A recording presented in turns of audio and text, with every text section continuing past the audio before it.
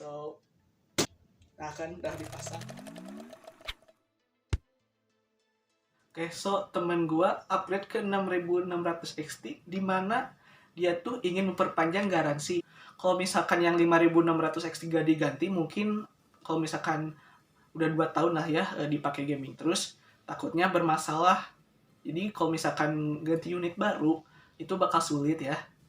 Selain itu, dia juga mengincar performanya untuk buat gaming ya. Apalagi triple A sekarang juga demanding banget gitu buat GPU bound.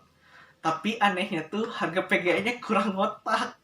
Oh ya, kenapa nggak garansinya dipanjangin?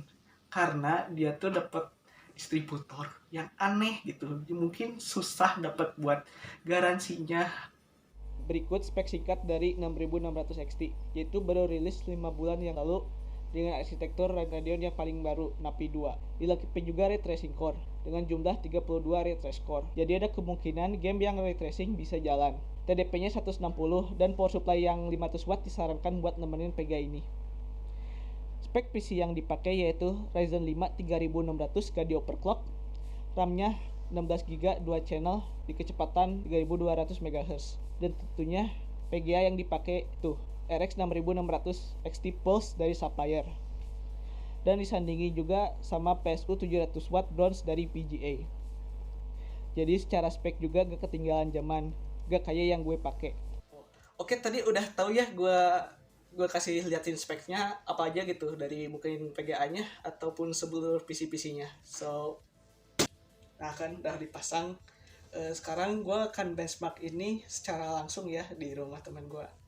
Jadi hasilnya yaitu seperti yang bakal dijelasin di seksi berikut itu.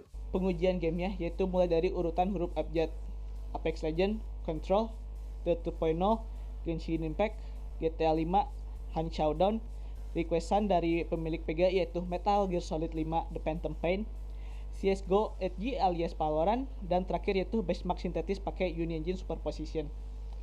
Pertama, dimulai dari Apex Legends. Secara garis besar, Apex Legends di settingan rata kanan tuh bisa lebih dari 80 fps, gak ada stutter apalagi pas habis mendarat, dimana gak kayak episode sebelumnya buat membahas RX 470 yang memang struggling buat dapat frame rate lancar dan tanpa stuttering. Kedua, dilanjut ke Control. Game yang demanding GPU load juga bisa jalan, ya meski di pengujian ini belum diaktifin ray trace-nya. Karena tujuan di benchmark ini yaitu nyari setting yang bisa tahan di 60 fps ke atas. Dan ya boleh jujur, meski gue pengen punya PGA yang punya ray tracing kayak RTX 3060, ray tracing itu enaknya cuma buat screenshotan aja. Kalau soal gaming experience dan full ray tracing, sebenarnya lebih baik ke PGA yang high end kayak RTX 3080 Ti atau RX 6800 XT. Dan yang ketiga yaitu The 2.0. Di sini ultra preset masih adem ayam jalanin Racing Your Car Simulator. Sampai-sampai gue aja malah ketagihan mainnya di PC temen gue, dan gue juga gak kelihatan apakah ada stutteringnya. Keempat, yaitu Genshin Impact. Masih aja mereka ngelok di 60 fps dengan settingan ultra, enak banget. Apalagi liatin waifu lu di gamenya. Bisa dilihat dari angka Genshin Impact malah enteng dimainin di RX 6600 XT. Kelima yaitu GTA 5. Di setting serba rata kanan bisa libas seperti kata-kata orang chess playing. Dan dilihat juga angka rata-rata FPS itu lebih dari 100. Namun ya dalam beberapa tempat atau dari efek partikelnya bisa nurunin ke 70-an. Ya meski masih lebih dari 60 fps. GTA 5 di setting semua rata kanan udah bisa jadi world opponent buat RX 6600 XT.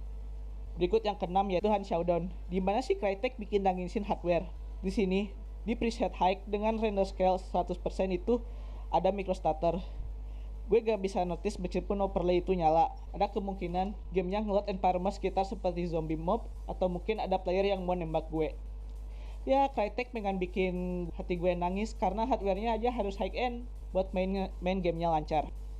Ketujuh yaitu Metal Gear Solid 5 The Phantom Pain. Ya game Kojimbo dengan Konami terakhir ini dengan optimisasi yang serba ngelock di 60 fps, yang ngendalin si ular KW bisa aja lancar-lancar aja. Jangan tanya gue kenapa gue ngeliatin benchmark game ini, karena game ini requestan dari teman gue yang punya PGA. Berikutnya ke-8 yaitu Valorant. Di sini pakai RX 6600 XT itu udah heartbreaker banget. Ya angka benchmark aja udah lebih dari 100 fps. Gue jujur ini game udah bisa dijalanin di Chessplay aja, cukup. Tapi ya buat Chessplay nggak cukup kalau mainin beberapa game yang udah disebutin di atas, kecuali The Phantom Pain atau Genshin Impact.